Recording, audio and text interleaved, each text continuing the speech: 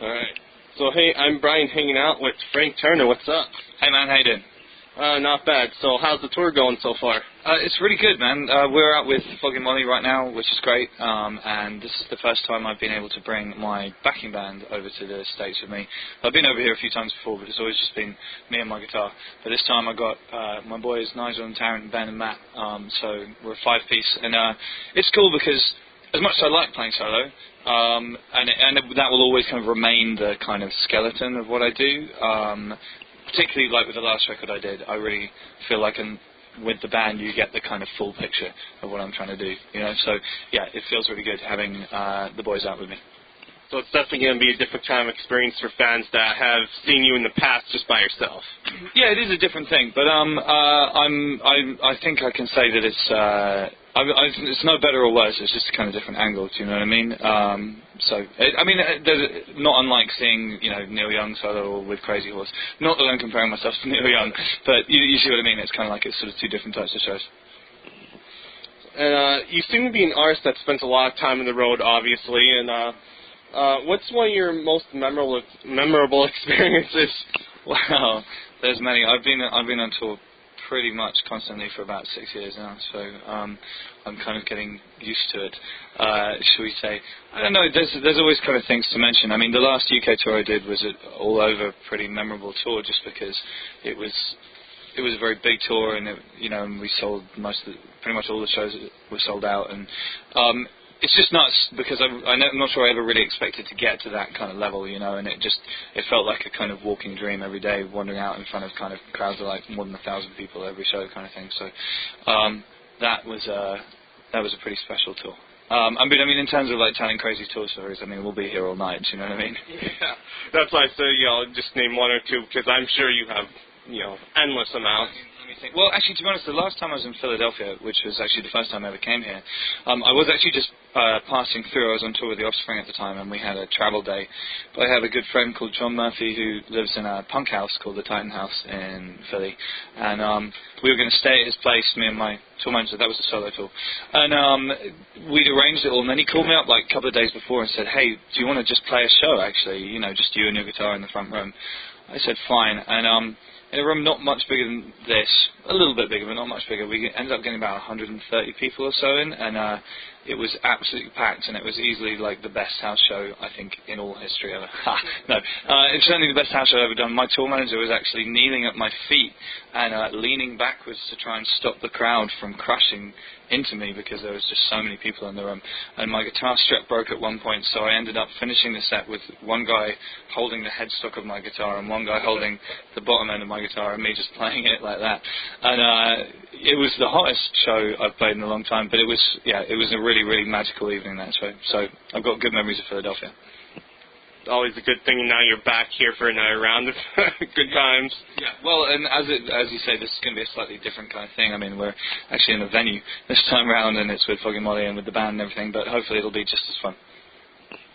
And last year, your album Poetry the Deed came out. What went behind making this album? Well, it was kind of written on the road, as most things I do are, given how much time I spend on the road. But the big difference with this record was that I took my band into the studio with me. On previous records, we'd done it kind of recording things separately, and Nigel played drums and piano, but I played most of everything else. We sort of reached a point where I feel like the sound of a live band is pretty essential anyway. I like the sound of musicians actually playing together rather than a kind of studio project. And I just sort of reached a point where the songs on the previous albums, the live versions of them with the band all sounded better than the recorded versions to me. So it seemed like it would be crazy to do that again. So we spent a while rehearsing the album, and we played a small residency of shows to kind of get our eye and play them to a crowd, and then went into the studio and played them out live. And it was a very different experience to the previous albums I've done. And we worked with a producer called Alex Newport, and it's the first time I've really worked with an outside producer who I didn't know before. It was a lot of work recording the album because we did the whole thing in 3 weeks, but it came out really well, I think, and I was pleased with it. And is this your first one on Epitaph, or is there another one? This is the first one that's kind of been recorded with releasing on Epitaph in mind. They also licensed my previous record, Love Iron Song, and they released that in last July, actually, in the States and in Europe and Australia. But this is the first one that's kind of had like an international release, all in one go, everywhere kind of thing. So, sort of, yes. And how do you and Nick Cave and Tom Waits influence or relate to your music? Because I saw like Nick Cave and Tom Waits rather. Tom Waits, I have to say, I kind of got a lot of respect for Tom Waits, but I was never the biggest Tom Waits guy, and he's going to stab me now. Nick Cave and the Bad Seeds, I'm an absolute, mega fan of Nick Cave. I think that he's one of the true great artists, one of the only truly great artists around at the moment, and particularly lyrically, I just think he's so constantly inventive and interesting and original with his lyrics. And I must admit, since signing with Epitaph, I've spent a fair amount of time telling people that I'm on the same level as Nick Cave, at cocktail parties and so on. And Vinny from Less Than Jake released the first 3 years on his label. Was that his decision or yours, or how did that come about? We, Reading Festival 2008, I think it will, it must have been 2008, yeah. We were playing on the same stage as Less Than Jake, so Vinny and the guys saw us play, and they came up afterwards and they all said, hey, we really enjoyed the set, we thought it was great. And then just a little while later I got an email from Vinny saying, hey, I have a label and I was wondering if there's anything that I could put out for you. And this is before we started working with Epitaph, but we're kind of trying to get something together with them.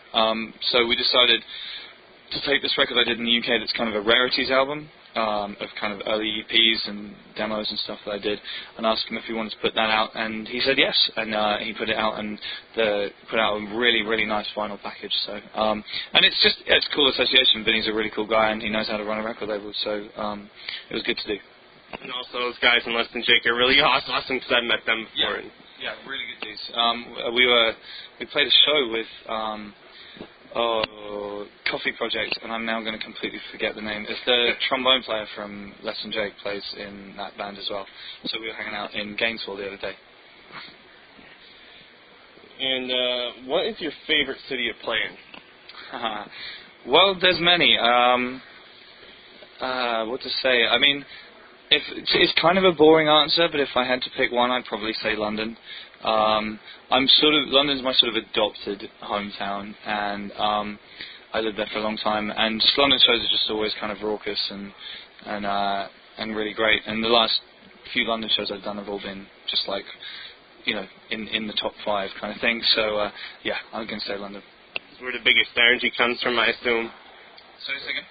That's where the biggest energy comes from? Yeah, I think, I think the thing for me that makes a great show is kind of atmosphere. It's not really about how many people you're playing to, because you can play a bad show to 10,000 people if you want. It's more just about if everybody's kind of on the same page, and you've got a kind of back and forth going between the audience, then it's great. So I mean, like, I did a Christmas show, for example, in London last year at a venue called Union Chapel. It's actually a church, and we had 800 people at the show, and it was just really great. It's just a beautiful setting for a show and a great atmosphere, and it was a really cool way to finish off the year last year.